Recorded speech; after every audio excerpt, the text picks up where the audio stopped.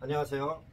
한국건설법무학회에서 주관하는 한국건설감정사 공동주택 하자 조사 및 보수비용 선정 및 하자 판정 기준을 강의하는 신영기 건축사입니다. 오늘은 지난 시간에 이어갖고 두 번째 시간을 연속해서 하도록 하겠습니다.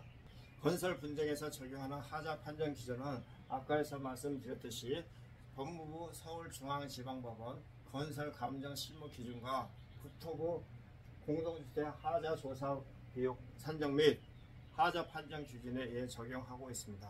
본 강의에서는 국토교통부 공동주택 하자 조사 보수비용 산정 및 하자 판정 기준을 말씀드리도록 하겠습니다. 이거 하면서 서울중앙지방법원과 비교를 하면서 말씀을 드리겠습니다. 그리고 이번에는 지난 시간에 거의 대부분 다 설명을 다 했기 때문에 반복되는 부분들은 빨리빨리 진행하도록 하겠습니다. 이번 시간은 하자 조사 방법입니다.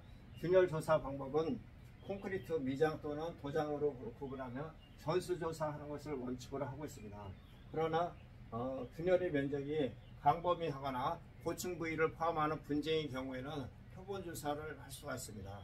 그러니까 균열의 면적이 광범위하거나 고층 부위를 포함하는 분쟁의 경우에는 표본 조사를 실시할 수가 있습니다. 구조 안전상 중대한 지장을 초래하는 구조물이거나 당사자가 제2항에 따른 표본 조사를 거부하는 경우에는 하자 감정을 실시할 수가 있습니다. 47조 철근 노출 조사는 콘크리트 부재에 노출된 철근의 확인은 유관 조사를 원칙으로 합니다. 근데 제1항에 따른 유관 조사가 어려운 고층 부위 등은 만원경 또는 고배율 카메라 등을 이용한 장비로 조사를 합니다.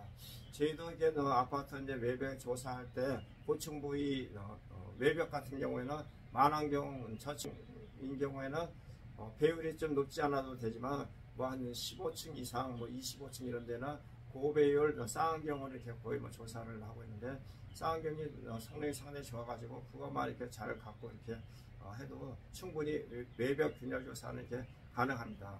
근데 아까도 말씀드렸듯이 아파트 외벽에 균열이 발생된 거는 외벽에 기본적으로 마감이 콘크리트 타설하고 나서 면처리, 시멘트 면처리를 하고 그 다음에 도장 공사할 때 퍼티 작업하고 도장 작업을 하다 보면 그 두께가 0.5mm 내지 한 0.8mm 정도가 됩니다. 근데 이게 온도 변에 따라서 신축 팽창이 될 때 콘크리트 구조체가 약간의 변화가 있어도 그 면처리의 그 두께가 신축 팽창에 의해서 늘어났다 줄어들었다 하면서 이게 좀 몇 번 이루어지다 보면 그 부분에 균열이 발생이 됩니다. 근데 이게 면처리의 표피가 균열이 발생이 되는 거지 콘크리트 구조체가 균열이 발생되는 게 아닙니다. 근데 이제 예를 들어 수직 균열하고 사선 균열 이런 것들은 균열이 발생이 됐다고 100% 발생이 된 거로 볼 수 있는데 수평, 층간균열 같은 경우에는 거의 표피가 이렇게 균열이 발생이 됐다고 해가지고 반드시 구조체가 균열이 발생되는 것은 아니기 때문에 중간중간에 이렇게 좀 파치를 한번 이렇게 좀 해볼 필요가 있습니다. 제가 봤을 때는 층간균열이 중에서 상당 부분이 실질적으로 표피균열인 경우가 많습니다. 요즘 층간균열 공사할 때 그 안에 절수문기인가 그거 이렇게 설치를 했다고 하는데 그거는 거의 대부분 다 이렇게 턱직에다 공사는 다 이렇게 하지 그거 안 하는 경우는 거의 없습니다. 그러니까 그거를 거의 했어도 온도 변화에 따른 표피가 탈락 균열이 발생이 될 수가 있기 때문에 저층부도 그러고 한번 고층 부위 같은 데서도 그럼 한번 표피 부분을 이렇게 봐야 됩니다. 근데 아파트 15층 아파트인 경우에 8층 정도까지 해서는 균열이 이렇게 표피에서도 이제 균열이 좀 발생이 됐다 손 치더라도 8층에서부터 12층 정도 있다 손 치더라도 상당 부분 실질적인 균열이 발생이 안 되고 있지만 12층 이상서부터는 수평균열이 상당히 표피뿐만 아니라 구조체 균열까지도 발생되는 경우가 많기 때문에 그걸 이렇게 또 잘 한번 이렇게 사다리 타고 내려온다든가 이렇게 보면서 또 이렇게 한번 나름대로, 또 그렇지 않으면은 계단실이라든가 이런 데서 이렇게 옆에서 이렇게 보면은 이게 부조체 균열인지 표피 균열인지 그런 정도를 알 수가 있습니다. 그러니까 그걸 가지고서 나중에 균열 조사할 때 그런 현장 여건을 적절하게 조정을 해야 합니다. 균열 조사 방법은 전수조사 방법이 있고 부분조사 방법이 있습니다. 표본조사, 앞으로 다시 넘어가서 전수조사하는 방법은, 전수조사는 사건의 벽, 기둥포, 바닥 지붕 등에 발생한 균열질이 전부를 조사하는 것을 말합니다. 균열 페인트 면적은 균열 길이에 도장폭 30cm를 곱하여 다음과 같이 선정한다. 길이에 30cm 폭을 넣어서 도장 면적을 선정합니다. 그리고 도장 면적의 20% 면적이 전체 면적 중에 20% 이상인 경우에는 전체 도장을 적용합니다. 표본조사는 전수조사를 하지 않는 경우 채택을 합니다. 표본조사는 전체 면적의 일부를 다음과 같은 방식으로 조사합니다. 아파트 외벽은 1계층을 기준으로 하며 지하주차장, 전기실, 기계실 등과 저층인 건물은 전수조사 면적의 5% 이내에서 합니다. 보수 면적 산정은 아까와 동일하게 균열 면적, 표본조사 대상 면적 100% 이렇게 하는데 20% 이상의 경우에는 전체 도장을 실시해야 합니다. 신축줄눈 조사, 옥상 또는 지하주차장의 바닥에 신축줄눈 설계도서에 적합하게 시공하였는지 여부는 신축줄눈의 폭, 깊이, 간격 등을 계측장비 등을 통해서 측정하되 면적이 넓은 경우에는 표본조사를 실시할 수도 있습니다. 딩결제 제거 상태, 아까 거기에는 저기 미관상 지장이 없는 경우에는 딩결제를 제거하지 않아도 된다고 되어 있는데, 또 여기에는 딩결제 제거 상태는 잘 보이거나 출입이 용이한 부분의 격체는 유관조사를 원칙으로 한다. 출입이 용이하지 아니한 공간의 딩결제에 대하여는 하자 보수가 필요하다고 인정되는 부위에 한하여 장비 등으로 조사하되 조사 면적이 넓은 경우에는 표본조사를 실시할 수 있다. 하자 보수가 필요하다고 인정되는 부위에 한하여 장비 등으로 조사하되 근데 사실은 천정 속에 딩결제 제거를 안 한 부분들이 가끔가다 있습니다. 이런 데는 미관상 지장도 없고 사용상 기능상 지장이 없는데 아까 거기서는 제외해도 된다 그랬는데 여기서는 조사를 또 하라고 또 되어 있습니다. 넓은 경우에는 표본조사를 한다. 관통부 마감 상태, 이런 데는 체움 상태는 유관 조사를 하며 관통부 체온 재료의 내화 성능 여부를 확인해야 합니다. 누수 하자 조사 방법은, 이거는 그렇게 어려운 것 같지는 않습니다. 근데 하여튼 지하층 천장에 누수가 제일 이제 큰 문제인데, 습식 균열로 보수하는 방법이 있고, 습식 보수가 안 되는 부분은 그라우팅 주의공법으로 적용을 해야 합니다. 그래도 그거 갖고 또 안 되는 부분들도 좀 있을 경우에는 지상을 토사를 파치하고 방수층까지 재시공하는 방법까지 보수 비용을 또 산정을 또 해야 합니다. 근데 하여튼 지하층은 상당히 차량들이 많이 주차하고 있기 때문에 방수공사를 철저히 하지 않으면 그거 보수를 한다고 하는 게 생각보다 쉽지 않습니다. 그래갖고 보수 비용을 딱히 정답이 없기 때문에 지상 측에 토사를 제거하고 했을 경우는 부위별로 200~300만 원 나오는 경우도 허다할 수가 있습니다. 그렇기 때문에 방수층 두께, 에폭시 방수층 두께라든가 액체 방수 두께, 이런 것들을 꼭 설계 도면대로 제대로 시공을 해야 합니다. 덕트 미장, 덕트의 일부 또는 전부의 벽체를 조적 시공 후 미장 상태나 유관 조사를 원칙으로 한다. 그러니까 여기는 또 이제 벽체를 전체 미장을 또 해야 되는 것을 유관조사를 원칙으로 한다. 결로 부분. 하여튼 결로 부분은 단열재 두께, 비중, 열 관리율 이런 것들까지 전부 다 조사를 해야 되는데, 막상 이제 현장 조사 시에는 단열재 두께 정도까지는 이렇게 확인이 되는데, 그 비중이라든가 이런 것들은 현장에서 확인하기는 굉장히 어렵습니다. 그 설계 도서대로 단열재 두께가 되어 있는지 그런 정도까지는 이제 확인이 되고, 이제 준공 서류를 보고서 이제 또 판단할 수가 있습니다. 아까도 말씀드렸듯이 단열재에는 70mm 이상인 경우에는 두 겹 시공을 해야 된다. 한 겹 시공했을 경우에는 또 한 20mm라도 덧대기 시공을 또 해야 되기 때문에 그것에 따른 보수 비용도 만만치 않습니다. 주방 싱크대 하부 및 배면 마감 조사. 주방 싱크대 하부의 걸레바지를 제거하고 하부와 배면의 벽체에 대한 마감 상태를 조사합니다. 걸레바지 제거 후 원상 복구의 필요성은 사전에 당사자에게 고지를 해야 합니다. 그러니까 아까 건설 감정 실무에는 에폭시를 하라고 됐는데, 여기는 뭐 에폭시 꼭 해야 된다 그런 얘기가 없거든요. 근데 에폭시 페인트를 한다고 했을 경우에는 그 안에 손이 잘 들어가지도 않는데 그 공사 페인트 작업하는 게 굉장히 힘듭니다. 그렇기 때문에 같은 1제곱미터당으로 표준품 세모를 적용하는 게 아니라 현장 여건에 맞는 1위 대가를 만들어서 그 보수 비용을 산정을 이렇게 해야 합니다. 욕실 문턱. 욕실 문턱은 5cm 이상, 100분의 1 이상 구배가 나와야 됩니다. 근데 그게 안 됐을 경우에는 발판을 설치하는 비용하고, 거울 변색은 한번 이게 변색이 되면은 전체적으로 다 이게 교체를 해야지 부분적인 교체는 상당히 힘듭니다.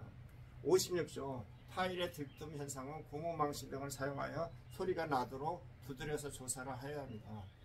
균열 파손, 탈락 처짐, 배부르는 현상은 육안으로 조사를 하며, 타일의 지체 면적은 타격봉을 사용하여 중앙부 타일을 포함한 주변부 타일 8장을 표본 조사하거나 탈락면을 육안에 관찰해야 합니다. 트렌치 조사는 물고인 부분이 있는지 없는지 그런 정도 상태만 확인을 하면 되고, 가로 세로 이런 정도만 확인하면 될 것 같습니다. 바닥 배수 물매 조사. 옥내에 설치된 주차장 된 바닥은 물이 고여 있는지 없는지 소방호스로 물을 뿌리는 방법 등으로 조사가 가능하며, 노출된 경우 옥상 바닥, 지상 주차장 바닥 등의 경우에는 비가 온 후 물이 빠진 상태 흔적 또는 물이 고이는 상태 등으로 조사를 합니다. 59조 목재 창호 조사는 목재 하부 마구리 상태, 시공 상태는 육안으로 확인하며, 안 되는 경우에는 거울로 이용하여 마감재 시공 여부를 확인합니다. 그 다음에 60조 창호 기능 조사. 물이 고여 있는지 그거는 입주자들이 잘 알고 있습니다. 그 물이 고여 있는지, 그 다음에 물 빠진 구멍들이 제대로 되어 있는지, 물 빠진 구멍에 방충망이 설치되어 있는지. 방충망을 설치하는 그 의무 규정은 없는 것 같은데, 그게 설치가 안 됐을 경우 그 틈새로 모기, 하루살이 이런 잡벌레들이 상당히 많이 들어오기 때문에 꼭 방충망을 설치해야 될 필요가 있다고 봅니다. 그 다음에 이제 유리에서 아까 말씀드렸듯이 로이 유리가 있는지, 그 다음에 이제 단열바를 설치가 되어 있는지 안 되어 있는지, 그 다음에 이제 경우에 따라서는 큰 창호 같은 경우에 이 처짐을 방지하기 위해서 그 플라스틱 창호 안에 보강대 설치가 되어 있습니다. 보강대 각파이프. 근데 그 각파이프가 설계 도면에 잘 표기가 안 되는데, 설계 도면에 이걸 정확하게 표기를 해야 합니다. 각파이프 가로 세로 몇 센치, 몇 센치, 그 다음에 각파이프 두께까지 표기를 해야 합니다. 각파이프 가로 세로가 뿐만 아니라 각파이프 철판 두께까지 정확하게 표기를 해서 그게 시공이 되어 있는지 안 되어 있는지 그거를 확인할 수 있도록 설계 도면에 표기를 해야 되는데, 우리나라 설계 도면에 이렇게 한 게 별로 없습니다. 그 설계 도서를 작성할 적에는 계획 설계, 중간 설계, 실시 설계 등이 있는데, 실시 설계 도면에는 이러한 규격 등이 정확하게 표기가 되어야 되고, 시방서라든가 이런 기준 같은 것들이 자꾸 표기가 되는데, 이런 것들이 없다 보니까 계속 그냥 시공을 안 하거나 두께를 낮춰서 하는 경우들이 많이 있습니다. 조명 설비 공사.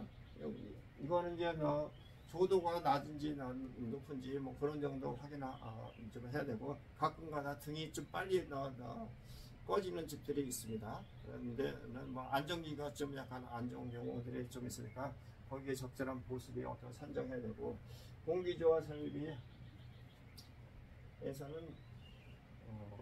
겨울철에 공기조화 설비 쪽으로 해서 냉기가 많이 들어오는 경우들이 있는데, 거기에 이제 고드름이 많이 이게 또 발생이, 결로 현상에서 고드름이 많이 발생이 됩니다. 그러니까 겨울철에 그 찬 공기가 들어오지 않도록 그 차단하는 시설들을 좀 잘 해야 될 필요성이 있습니다. 난방 설비 공사는 예를 들어 갖고 이제 엑셀 파이프가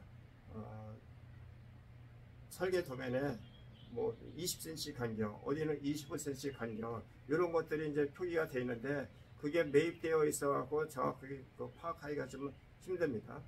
근데 이제 그 열 화상 카메라로 딱 찍어 보면은 그 몇 cm 간격 등을 좀 알 수가 좀 있기 때문에, 그 다음에 욕실 부분에 엑셀 난방이 되어 있는지, 시공이 되어 있는지, 그런 것들도 확인해야 될 필요가 있습니다. 급배설 설비에서는 관경, 오수관 같은 경우에는 100mm, 나머지 뭐 50mm, 75mm 설계 도면들이 있는 대로 됐는지, 그 다음에 두께, V1을 썼는지 V2를 썼는지, 소음 방지하는 기능이 있는지, 보온재 두께가 있는지 없는지, 보온재 두께가 상당히 중요합니다. 그런 것들만 이렇게 잘 살펴보시면 될 것 같습니다.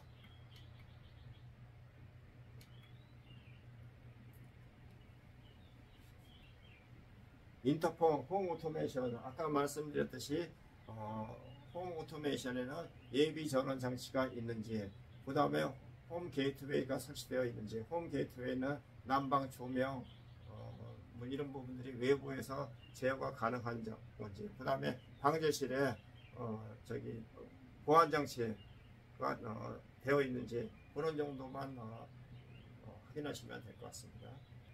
조경수 하자 관리 대장이 제대로 되었는지, 입주자 대표 관리 주체에서 조경수 하자 보수를 청구한 문서가 있는지, 조경수에 대한 영양제 등의 투입 현황, 이런 부분들이 어떻게 되어 있는지, 이런 것들을 잘 확인을 또 해야 합니다. 조경수의 하자를 입증할 수 있는 객관적인 자료가 좀 있어야 됩니다. 그러니까 변경 시공하면은 변경 시공에 따른 준공 도면이 있어야 되고, 거기에 나중에 입주자 대표나 관리사무소 측에 설계 도서하고 조경이 일시 시공이 되어 있는지 꼭 확인을 받을 필요가 있습니다. 그리고 이제 고사목을 교체를 하거나 할 때 동일한 수정으로 교체를 했는지, 다른 수정으로 교체를 했는지, 그때그때마다 확인서 등을 다 이렇게 받아놔야지. 그런 게 없을 경우에는 나중에 하자 소송이 들어갔을 때 설계 도면하고 달리 시공이 되어 있으면 미시공으로 이렇게 미시공 또는 고사목으로 이렇게 적용을 할 수가 있기 때문에, 그런 자료를 잘 관리를 해야 합니다.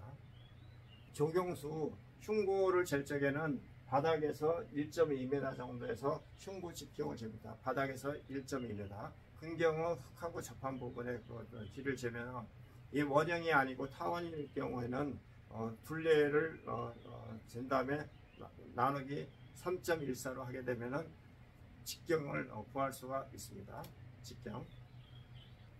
석재조사, 여기 이제 접착 상태 연결 철물 이렇게 이제 되어 있는데, 아까도 말씀드렸듯이 설계 도서에 화강석 건식공법 있습니다.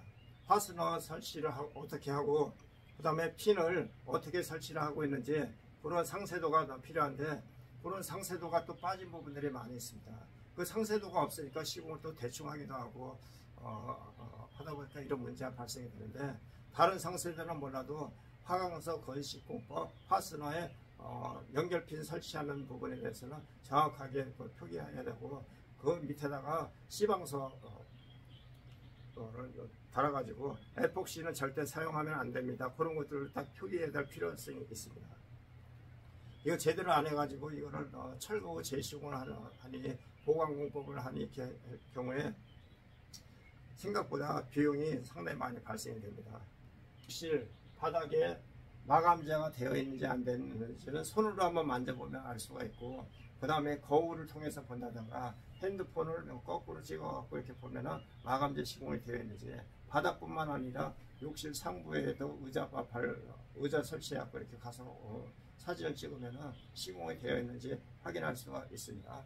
보온재는 꼭 이게 관경에 따라 가지고 보온재 두께가 다르기 때문에 기본적으로 한 80mm 전후로 해가지고 25mm냐 40mm냐 뭐 이렇게 뭐 달라질 수가 있습니다. 그러니까 그런 정도로 한번 꼭 파악해 가지고 그 시공 상태를 한번 확인해야 될 필요가 있습니다. 승강기 아까 말씀드렸듯이 문자 안에 소리 방지할 수 있는 흡음재가 설치가 되어 있는지, 그 다음에 층수별로 소리가 나는지 안 나는지 그런 것들을 한번 또 봐야 됩니다. 보도하고 차도 있는 경우에는 주로 대체적으로 구배 불량, 치마 뭐 이런 부분들이 이제 하자가 많이 있는데, 치마되는 경우에는 그 면적이 좀 어느 정도가 되는지 이렇게 좀 확인하고, 경우에 따라서는 파치를 해가지고 아스콘 표피 두께, 기층 두께, 잡석 두께 그런 것까지도 한번 이렇게 또 볼 필요도 있고, 소형 고압블록인 경우에는 80mm, 모래가 10cm, 뭐 예를 들어갖고 설계 도서에 그렇게 나와 있는지 그런 것들도 한번 또 확인을 해야 될 필요성이 있습니다. 하여튼 뭐 지하 주차장에서는 가장 크게 뭐 연석이 설계 도면에 높이가 15cm, 폭이 뭐 30cm 이렇게 뭐 되어 있으면 그 치수가 맞는지 그런 것들도 이제 확인할 필요가 좀 있고, 가장 많이 발생되는 게 지하 주차장 천정의 뿜칠 두께, 그 다음에 에폭시 라이닝으로 보통 해야 되는데 그냥 코팅으로 한 거는 어떻게 보면 하자 공사비를 절약하기 위해서 축소 시공, 적급을 시공했다고 볼 수가 있는데, 라이닝으로 좀 표기해야 되고, 라이닝도 두께 2mm, 3mm를 딱 쓰고 코팅은 주차장 바닥을 사용하면 안 됩니다.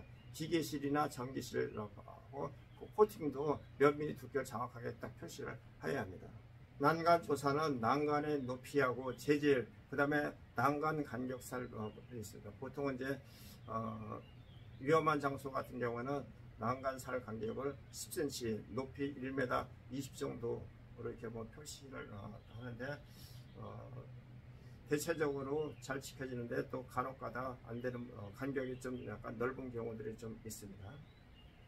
흉고 직경, 조경수는 흉고 직경은 지표면으로부터 1.2m 재고, 그 다음에 근원 직경은 땅하고 접한 부분에 직경을 하면서 원형이 아닌 경우에는 줄기 둘레를 잰 다음에 원주율 3.14로 나누면 됩니다.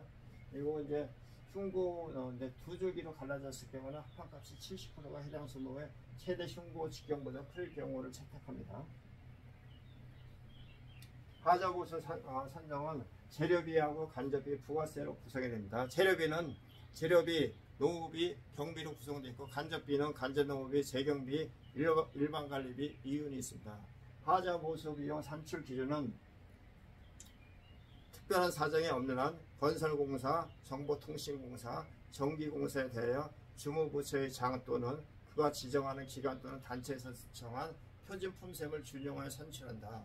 다만 표준품셈에 없는 사항은 물가정보지 등 일반적으로 널리 통용되는 것을 적용할 수가 있습니다. 재료비는 시중의 물가정보지를, 농업비는 건설산업기본법 50조에 따라 대한건설협회에서 조사하여 공표한 시중 누임을 적용하여 산정하는 것을 원칙으로 하고 있습니다. 그러니까 표준품셈을 준용하여 산정하는데 여기에도 없는 부분은 물가정보지 또는 일반적으로 널리 통용되는 것을 적용을 합니다. 하자보수비 산정할 때 단가 및 원가 계산 시점은 특별한 사정이 없는 한 분쟁 조정 시점, 여기는 이제 국토부기 때문에 분쟁 조정을 신청한 시점으로 합니다. 근데 이제 보통 이제 재판인 경우에는 소재기 시점으로 이제 하는데, 여기는 분쟁 조정을 신청한 시점으로 합니다.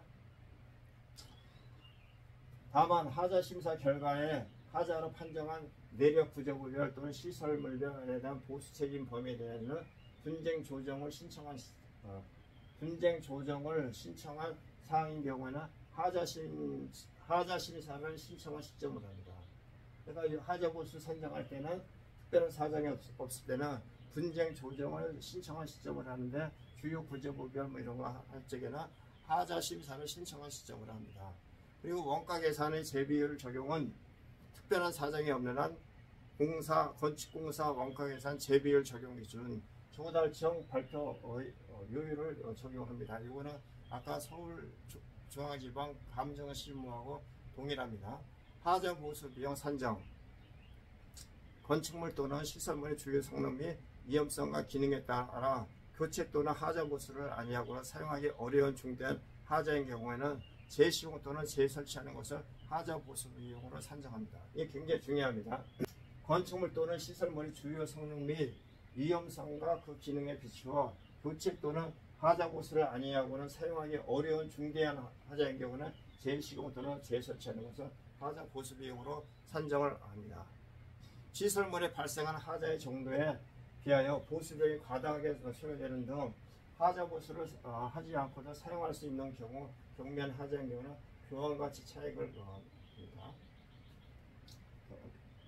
교환가치 차익을 산출하기 어려운 경우에는 시공비 차익을 산정합니다.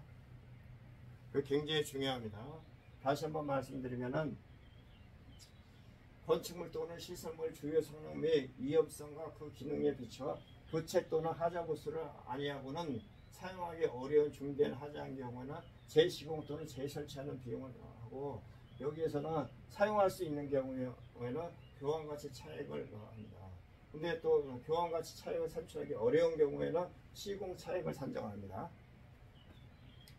자연 노후와 유지관리 부실, 하자 담보 책임 기간이 경과됐을 때 하자 확대 등 상당하는 비율을 공제할 수가 있습니다. 균열 보수 비용은 콘크리트의 균열이 보수 균열폭 이상인 경우에는 특별한 사정이 없는 한 충전식 공법으로 보수 비용을 산정한다. 여기는 그냥 뭐 균열 보수 비용을 콘크리트 균열이 보수 균열폭 이상인 경우 특별한 사정이 없는 한 충전시 공법을 적용하는 것으로 되어 있는데, 이거는 서울중앙지방법원하고는 약간 좀 다릅니다. 철근이 배근되는 이시에 따라 발생된 경우에는 보수균열 폭 미만의 경우에는 표면 처리 공법으로 한다.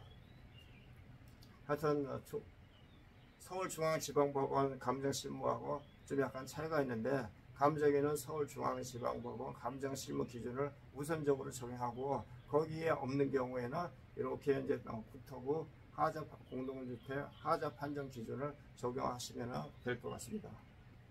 외벽의 층간 이음 부위에 발생한 균열폭은 0.3mm 이상 균열은 특별한 사정이 없는 충전식 공법으로 한다. 근데 여기 층간 이음 부위에 발생한 균열폭이 0.3mm 이상인 경우에 충전식으로 하라고 되어 있습니다. 그런데 서울중앙지방법원에는 층간 균열이 발생이 된 경우에는 0.3mm 이상이든 미만이든 충전식으로 하게끔 되어 있는데, 여기는 0.3mm 이상으로만 하게끔 되어 있기 때문에 상당히 상충되는 보수 비용을 지금 적용하고 있습니다. 이럴 때 감정인은 서울중앙지방법원 감정실무 기준에 의해서 전체적으로 충전식으로 일단은 적용을 해야 됩니다. 관통균열인 경우에는 주입식 공법으로 적용을 합니다. 미세균열 및 망상균열은 도포식 공법으로 적용을 합니다. 비구조부의 균열포 0.3mm 이상 균열은 특별한 사정이 없는 한 충전시, 그러니까 비구조부 균열포 이 0.3mm 이상인 균열은 충전식으로 한다. 미장공사는 도포식으로 한다. 비구조부 0.3mm 이상 무조건 충전식으로 한다. 요거는 아까 그 위에 서울중앙지방법원하고 동일합니다. 근데 하여튼 제일 차이 나는 것은 층간균열에 0.3mm 이상의 충전식 공법으로 선출한다. 0.3mm 미만은 안 해도 된다는 얘기나 마찬가지인데, 예, 큰 차이가 있습니다. 철근 노출 보수비용은 철근은 사방 30cm 기준으로 방청 도장 후 무수축 몰탈, 고강도 수지 몰탈로 보수공법을 적용합니다. 누수 보수 비용은 별표 시가와 같습니다. 신축준론 보수 비용은 신축준론을 미시공하거나 변경 시공하여 하자로 판정한 경우에는 설계 도서에 명기된 간격마다 절단한 후 코킹하는 비용을 산정을 합니다. 그러니까 신축준론은 기본적으로 설계 도면에 명기된 대로 하고 코킹을 하게끔 되어 있습니다. 코킹. 근데 코킹을 안 하는 경우들이 있는데 코킹을 하라고 여기 정확하게 나와 있습니다. 긴결재 제거 보수 비용. 아까도 이제 나왔는데 출입이 용이한 공간은 매립 형태 및 관통 형태의 긴결재를 제거한 후 충전 또는 면 마무리를 한다. 출입이 곤란한 공간은 시공비 차액으로 산정한다. 그러니까 이제 곤란한 부분은 차액으로 산정한다. 아까는 안 해도 된다. 여기 또 산정해야 된다. 뭐 이렇게 또 되어 있습니다. 근데 제거하는 비용을 차액으로 산정하는 게 맞는 것 같습니다. 관통 부위 보수 비용은 일반 재료 또는 불연 재료를 채우는 것으로 보수 비용 산정한다. 덕수는 조적 백칠 미장을 누락한 경우 미장 공사 비용으로 산정합니다. 하자 보수가 용이하지 않은 부위는 시공비 차액으로 산정한다. 근데 뭐 여기에 조적 백칠 미장을 누락한 경우나 차액이나 거의 비용을 산정하라고 지금 되어 있습니다. 결로 부분 하자로 판정한 경우에는 하자 보수에 소요되는 비용으로 산정하되 용이하지 않은 부위는 시공비 차액으로 산정하라고 되어 있습니다. 마감재를 해체하고 조사할 경우 해체 및 복구에 소요되는 비용은 하자 심사, 분쟁 조정 또는 분쟁 재정의 결과에 따라 부담 비율을 결정합니다. 마감재를 해체하고 조사할 경우 해체 및 복구되는 비용은 부담 비율을 결정에 따라서 적용합니다. 주방 싱크대 주위 마감 보수 비용 설계 도서와 달리 마감재를 누락한 경우에는 실내 재료 마감표, 부위별 상세도 시방세 표기된 기준으로 공사비를 산정한다. 주방 싱크대 하부에 분진이 발생하여 주거 생활에 지장을 처리하는 경우에는 미장, 세육선 또는 에폭시용의 마감 보수 비용을 산정할 수 있다. 이제 이게 자꾸 이제 앞에 부분하고 말이 틀린 부분이 미장하고 세육선을 안 하는 데는 없습니다. 미장하고 세육선을 한 후 또는이 아니라 에폭시 페인트 마감 보수 비용을 산정해야 되는데 또는이라고 됐으니까 그러니까 미장만 해도 된다는 얘기입니다. 그런데 미장, 세육선 다 하고 에폭시 페인트를 산정을 해야 된다라고 되는데 그게 좀 잘못된 것 같습니다. 욕실 문턱 높이 보수 비용은 물매를 100분의 1로 고려하거나 이렇게 하고 비용은 슬리퍼 등의 문자 합에 걸리는 문제를 해결하고자 하는 경우에는 발판 설치 비용 또는 문턱을 높이는 비용을 산정할 수 있다. 이것도 이제 또 자꾸 이제 또 말이 또 이상해요. 아까는 이게 발판 설치 비용을 산정한다고 되는데 문턱을 높이는 비용을 산정할 수 있다. 문턱을 어떻게 높일까? 사실은 불가능한 거고. 타일 보수 비용은 타일의 델점 및 균열 등의 하자는 철거 후 재시공하는 것을 보수 비용을 산정합니다. DCM 부족은 접착 재료를 주입하는 것으로 보수 비용을 산정할 수 있다. DCM이 부족한데 접착 재료를 주입하는 것으로 보수 비용을 산정할 수 있다. 사실 이것도 불가능한 방법입니다. 타일이 이미 다 붙어 있는데 어떻게 접착 재료를 주입하는 비용을 하겠어요?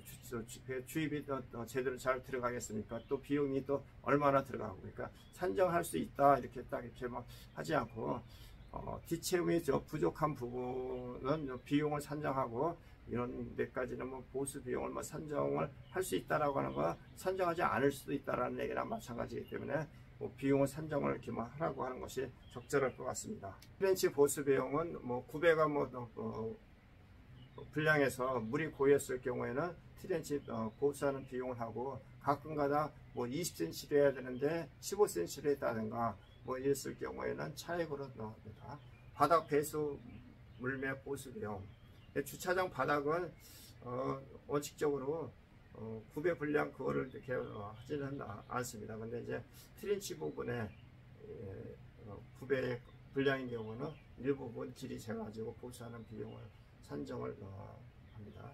목재문 마구리면 보수 비용은 종합 페인트 마구리면 미시공일 때는 조합 페인트 2차례 2회 정도 발음 기준을 산정합니다. 요건 정확하게 조합 페인트 2회 발음 기준으로 산정한다고 되어 있습니다. 창호 보수비용은 수직도 불량이라든가 개폐 불량이라든가 손잡이 불량 뭐 이런 때는 이제 거기에 적절한 보수 비용을 이제 산정을 하면 되고, 잠금 장치가 파손되는 경우에도 거기에도 이제 적절한 보수 비용을 산정하면 되고, 스프링클러 헤드인 경우에는 이게 하여튼 굉장히 좀 애매합니다. 보호 옆에 슬라브의 보호 높이가 뭐 50cm도 있고 30cm도 있고 뭐 한 1m 되는 경우인데, 이럴 때는 스프링클러 헤드를 천정에서 몇 cm를 띄어내고 뭐 하는 거가 도표하고 그림하고 좀 이렇게 정확하게 좀 나와 있으면 되는데, 그 이해하기가 상당히 좀 힘듭니다. 그런 부분이 좀 정확하게 있어야지 비용도 산정할 수가 있을 것 같습니다. 네, 여기 이제 105조에 좀 약간 특이한 부분들이 있는데, 세대 욕실 등의 천장 안쪽에 조명기구에 설치된 배선을 보수하거나 교체할 때 점검구가 없는 경우에는 점검구를 새로 설치하는 비용을 보수 비용으로 산정한다. 세대 욕실 등의 천장 안쪽에 조명기구가 설치된 배선을 보수하거나 교체할 때 점검구가 없는 경우 점검구를 새로 설치하는 비용을 산정한다. 되어 있네요. 네, 세대 욕실에는 점검구가 거의 다 설치가 되어 있는데, 경우에 따라서는 천장에 점검구가 없이 뭐 조립식으로 이렇게 하는 부분들인데, 그거는 좀 약간 힘든 부분인데, 이게 점검구 위치하고 조명기구 위치하고 좀 멀리 떨어진 경우들이 좀 있거든요. 그런 때는 경우에 따라서 2개를 설치할 필요가 있습니다. 나머지 조명 설비, 공기조화, 급배수 뭐 이런 부분들은 뭐 어디 사용상, 기능상 뭐 지장을 초래하는 경우가 있을 경우에는 그거에 대한 적절한 보수하는 비용, 또 근데 근본적으로 이제 문제가 있는 경우에는 새로 설치하는 비용을 해야 합니다. 예를 들어 갖고 보일러를 설치가 되어 있는데 희한하게 뭐 상당 부분 아파트 세대는 또 괜찮은데, 또 뭐 1000몇백 세대는 세대 중에서 뭐 100세대면 200세대가 아파트 보일러가 잘 작동이 안 돼가지고 보수를 해도 보수도 잘 안 되고 해서 보일러를 교체한 경우가 있거든요. 뭔가 지금 근본적인 문제가 있다고 생각되는 부분은 이런 데는 보일러를 교체하는 비용을 산정을 해줘야 되는 것이 적합한 것 같습니다. 지금 뭐 109조, 110조, 111조인데 이것은 앞에서 얘기했던 부분이기 때문에 지나가겠습니다. 112조 조경수 식재 부족 보수 비용, 조경수의 규격 미달, 도배의 보수 비용, 바닥재의 보수 비용, 이것도 앞에서 설명을 했습니다. 석재의 보수 비용은 부분 보수 비용을 원칙으로 하며 부분 보수가 불가능한 경우 이세계 범위를 고려하여 하자 보수 범위를 설정하고 재시공 비용을 하자 보수비로 산정할 수가 있습니다. 부분 보수를 하나 이색 범위를 고려하여 하자 보수 범위를 설정하고 재시공 비용을 하자 보수 비용으로 산정할 수가 있습니다. 설계 도사 다른 규격 또는 시공 방법으로 석재를 설치하고 기능상 지장을 초래하지 않는 경우에는 차액으로 하자 보수비를 산정합니다. 19조 가장기기 보수비용, 승강기 보수비용, 보도차도 보수비용은 앞에서 설명을 하였습니다. 122조 지하주차장 보수비용, 123조 옹벽 보수비용도 앞에서 설명을 하였습니다. 124조 조경수 등의 자연재해, 화재 안전 및 가스 설비 보수비용, 126조 난간 보수비용도 앞에서 설명을 하였습니다. 127조 하자담보 책임기간 경과사건은 하자담보 책임기간 내에 하자보수를 청구하지 아니한 사건은 심리하지 아니하며 다만 2016년 8월 11일 이전에 사용검사를 받은 공동주택은 하자담보 책임기간 내 하자가 발생한 사실이 입증되는 사건인 경우에는 그러하지 아니합니다. 기준의 사항은 이 기준에 정하고 있지 아니한 사항은 주택법, 건축법 등의 관계 법령에 의하고 관계 법령에도 없는 사항은 조례에 의합니다. 129조 재검토 기한은 국토교통부 장관은 이 고시에 대하여 훈령, 예규 등의 발령 및 관리에 관한 규정에 따라 2022년 1월 1일 기준으로 매 3년이 되는 시점마다 그 타당성을 검토하여 개선 등의 조치를 하여야 합니다. 균열 보수 면적 및 도장 처리 조사 방법은 아까도 이제 말씀드렸듯이 도장의 보수폭은 균열 주입폭 30cm, 균열 길이 곱하기 30cm 가지고 보수 면적을 산정합니다. 보수 면적률은 보수 면적 나누기 전체 면적을 해서 곱하기 100을 해서 보수 면적률을 산정하며 부분 도장은 보수 면적률이 20% 이하인 경우는 부분 도장을 하며 보수폭은 면처리 후 2회 도장을 합니다. 면처리 후 전체 도장인 경우에는 보수 면적률이 20%를 초과하는 경우에는 전체 도장을 합니다.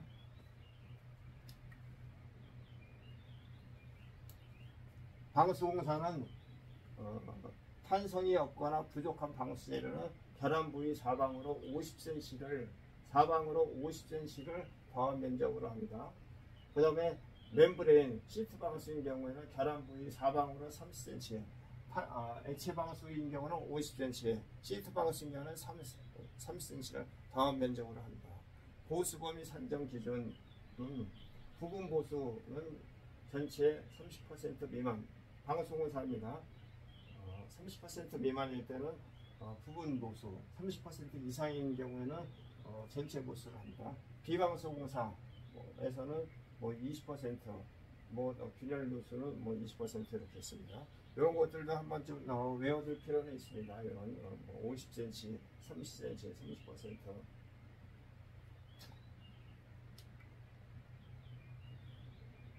창호 부위는 결함 부분을 부분적으로 교체하는 경우, 또 창호 둘레의 코킹은 사면 전체를 재시공, 이런 것들도 있습니다.